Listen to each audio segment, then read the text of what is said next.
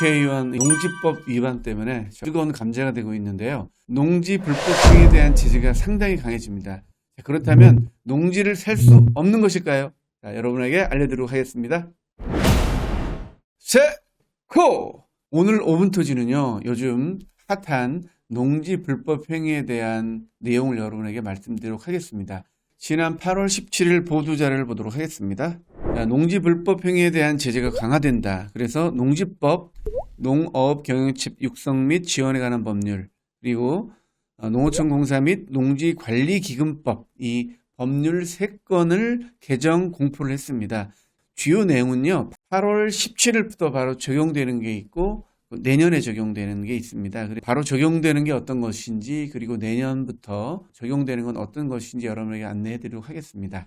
자, 오늘은요, 8월 17일부터 적용되는 농지법에 관한 내용을 여러분에게 안내해 드리도록 하겠습니다. 사람들 오해가 좀 많습니다. 자, 이제 농지 못 사느냐 오해를 할 수도 있고, 농지를 이미 소유하고 계신 분들 걱정이 많을 것 같은데요. 과한 걱정은 안 해도 될 것 같습니다. 자, 첫 번째요, 바뀐 부분이죠. 첫 번째 바뀐 부분이 바로 요겁니다. 자, 주말 체험 영농 목적 농업진흥지역 내 농지 취득 제한입니다. 취득을 못하게 한다는 게 아니고 제한을 하는데요. 용도지역이 농림지역일 경우에는 주말 영농 체험 목적으로 취득이 제한된다. 사실은 이건 별 파급 효과는 없을 것 같습니다. 대부분 농림지역을 주말 농장으로 사용하지는 않거든요. 대부분 계획관리 토지나 보존관리 토지를 주말 영농으로 많이 쓰기 때문에요. 큰 타격은 없을 것 같습니다. 주말 체험 영농 목적으로 농업진흥지역 내 농지 취득을 제한한다는 것은 뭐냐면, 농림지역을 살 때는요 1000제곱미터 이상을 사야 된다는 얘기죠. 이미 내가 농민인 경우에는 농림지역을 살 수가 있겠죠.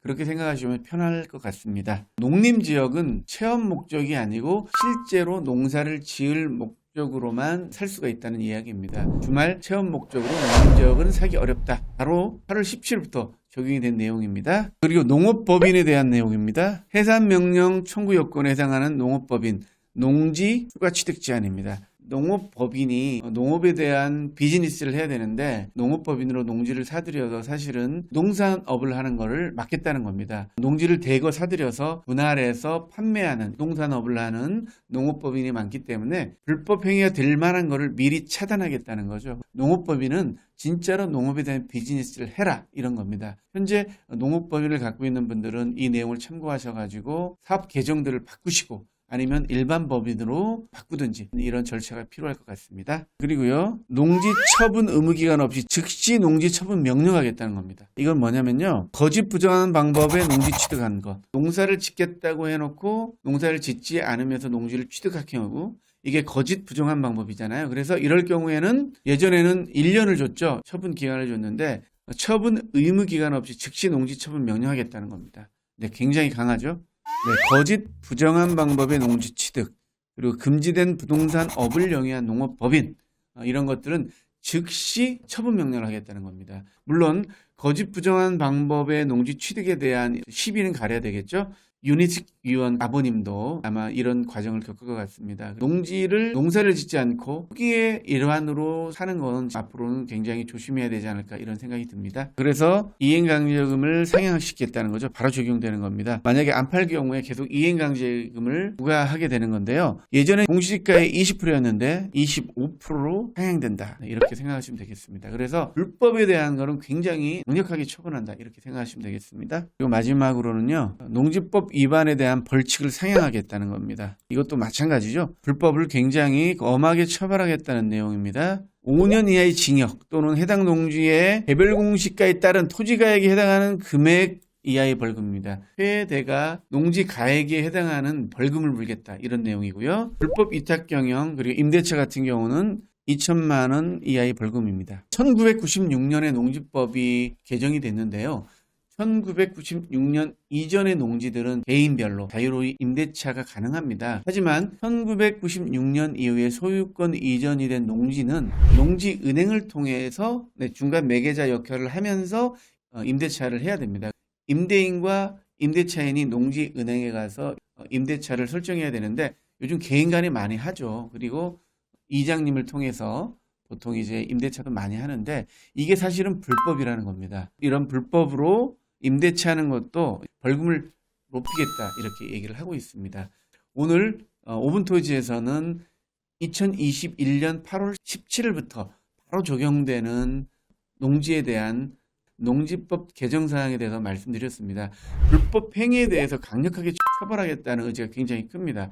8월 17일부터 이미 적용이 됐으니까요. 혹시 지금 농지를 갖고 있는데 농사를 짓고 있지 않거나 불법 임대차를 하시는 분들은 빨리 이 부분을 살펴보시고요. 조치를 취해야 되지 않을까 이런 생각이 듭니다. 그리고요. 2022년 5월 18일부터 시행되는 게 있습니다. 농지 취득 자격 심사를 굉장히 강화합니다. 우리가 흔히 말하는 농취증 심사를 강화하겠다는 내용입니다. 아직은 적용이 되지 않았습니다. 그래서 많은 분들이 지금 농지를 취득하지 못하는 거 아니냐 이렇게 걱정하시는데요.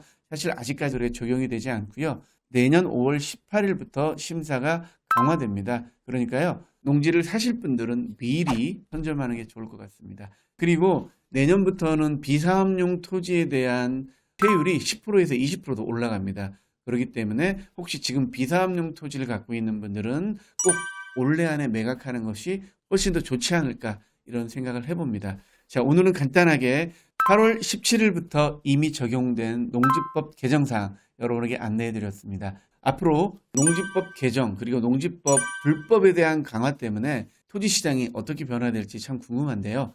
이런 농지법 개정이 농민들의 피해가 되지 않을까 우려가 좀 되는데요. 이런 상황 속에서 앞으로는 농지를 어떤 투자의 대상이라기보다는 정말 가족 텃밭, 가족 농장으로서 도시민들과 함께 활용하는 방향으로 나가야 되지 않을까 이런 생각을 해봅니다. 코로나 때문에 더욱더 우리 도시민들이 그 시골에서 가족 먹거리를 직접 생산하는 이런 피로들을 많이 느끼고 있습니다.